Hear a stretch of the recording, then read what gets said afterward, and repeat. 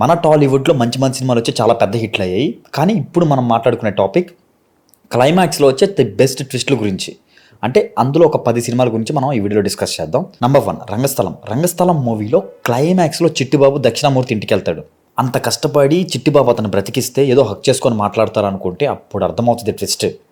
ఇది మొత్తం చేసింది దక్షిణామూర్తి. దక్షిణామూర్తిని చంపడానికే చిట్టిబాబు దక్షిణామూర్తిని బ్రతికిచ్చాడనే ట్విస్ట్ అయితే మైండ్ బ్లోయింగ్ అనమాట. అసలుకి అప్పటి వరకు ఫణేంద్ర భూపతి గారినే విలన్గా చూపిస్తారు, మెయిన్ విలన్గా. మనం కూడా ఆడియన్స్ కూడా అందరూ మెయిన్ విలన్ ఫణేంద్ర భూపతి గారే అనుకుంటారు. బట్ క్లైమాక్స్కి వచ్చేసరికి దక్షిణామూర్తి అని తెలిసేసరికి అందరికీ ఫ్యూజ్లు ఎగిరిపోతాయి అనమాట. ది బెస్ట్ అంటే బెస్ట్ క్లైమాక్స్ అనిపించింది అందరికీ. లాస్ట్లో బ్యాక్గ్రౌండ్ స్కోర్ అవ్వచ్చు, చాలా రిలేటబుల్ అయిపోయారు ఆ మూవీకి. నెక్స్ట్ మన లిస్ట్లో నంబర్ 2 వచ్చేసరికి సలార్ మూవీలో ఫస్ట్ నుంచి లాస్ట్ వరకు కూడా ఒక స్టోరీ చెప్తూ, ఒక ఎంగేజ్ చేస్తూ, ఇంటర్వెల్లో ఒక ఇంటర్వెల్ బ్లాక్ ఇచ్చి అలా వెళ్తూ ఉంటుంది. ఏంట్రా క్లైమాక్స్ దాకా కూడా ఏం ఇంట్రెస్టింగ్గా లేదు మూవీ అని అనుకున్న టైంలో అప్పుడు రివీల్ అవుతుంది ట్విస్ట్. దేవానే శౌర్యాంగుడని. అప్పుడు ఆ బాడీ షాట్ కానీ, ఆ విజువల్స్ కానీ అందరికీ మైండ్ పోయిద్ది అనమాట.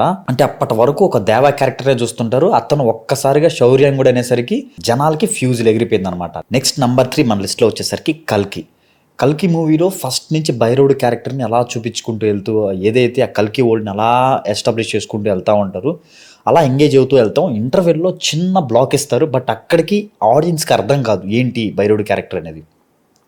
బట్ క్లైమాక్స్లో ఒక సిచ్యువేషన్లో వచ్చే క్యారెక్టరు భైరవుడే కర్ణుడు అని తెలియటం మాత్రం నెక్స్ట్ లెవెల్ ట్విస్ట్. అసలుకి ఫ్యూజులు ఎగిరిపోయింది ఆడియన్స్ అందరికీ.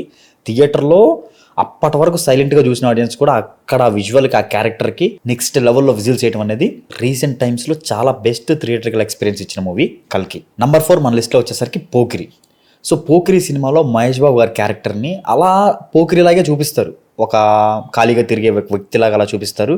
కానీ సెకండ్ హాఫ్లో వచ్చే క్లైమాక్స్ ట్విస్ట్లో పోక్రియే కృష్ణ మనోహర ఐపీఎస్ అనటం మాత్రం next level twist.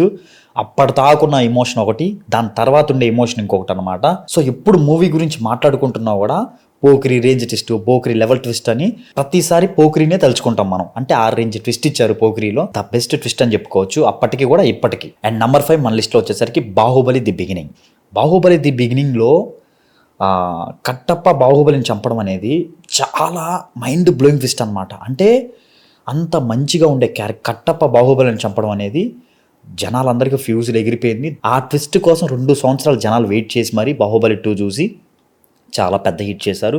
The best twist అని చెప్పుకోవచ్చు బాహుబలి ద బిగినింగ్లో. నెక్స్ట్ మన లిస్ట్లో నంబర్ 6 వచ్చేసరికి మంగళవారం మూవీలో ఒక్కొక్కరు చనిపోతూ ఉంటారు, దెయ్యం చేస్తున్నారో ఇంకొకరు ఏదో చేస్తున్నారని చెప్పి అలా ఎంగేజ్ చేస్తూ ఫస్ట్ హాఫ్కి ఒక చిన్న హింట్ ఇస్తూ, సెకండ్ హాఫ్లో ఇంకో హింట్ ఇస్తూ, క్లైమాక్స్కి వచ్చేసరికి ఇది మొత్తం చేసింది ఒక డాక్టరే అని చెప్పటం జనాలకి ఫ్యూజులు ఎగిరిపోయింది. అసలుకి ఇప్పటికీ ఆ ట్విస్ట్ అలా గుర్తుండిపోద్ది. మంగళవారం సినిమాలో ది బెస్ట్ అని మాట్లాడుకునేది ట్విస్టుల గురించి. ఇంకా చాలా సర్ప్రైజింగ్ క్యారెక్టర్స్ ఉంటాయి ఆ మూవీలో.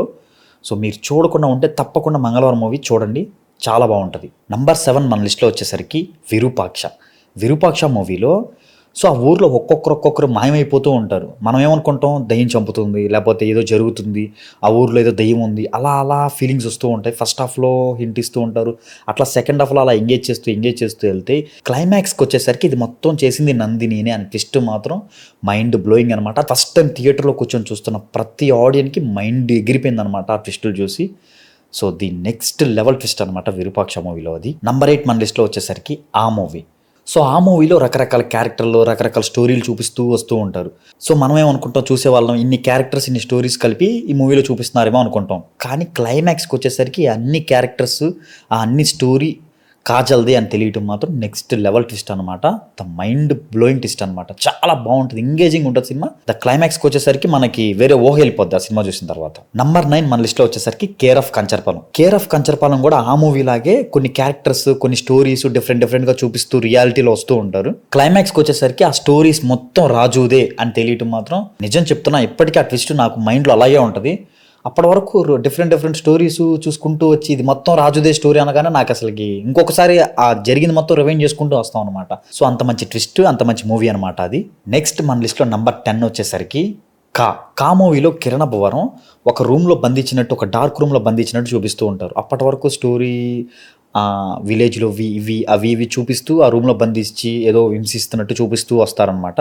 సో క్లైమాక్స్కి వస్తే మనకు అర్థమైంది అది డార్క్ రూమ్ కాదు అని. అది స్పాయిల్ చేయకూడదు. ఆ సినిమా మీరు చూడండి, మీకు నెక్స్ట్ లెవెల్ అనిపిస్తుంది. ఒక్కసారి ఆ సినిమా చూశాక అరే ఇదే అని చెప్పేసి సినిమా మొత్తం మళ్ళీ రివైండ్ చేసుకోవడం స్టార్ట్ చేస్తాం. అంత మంచి ట్విస్ట్ అనమాట ఇది. సో ఇది నా పర్సనల్ లిస్ట్, టాప్ 10 లిస్ట్ అనమాట ఇది. సో మీకు ఇందులో ఏ క్లైమాక్స్ నచ్చిందో కింద కమెంట్ చేయండి.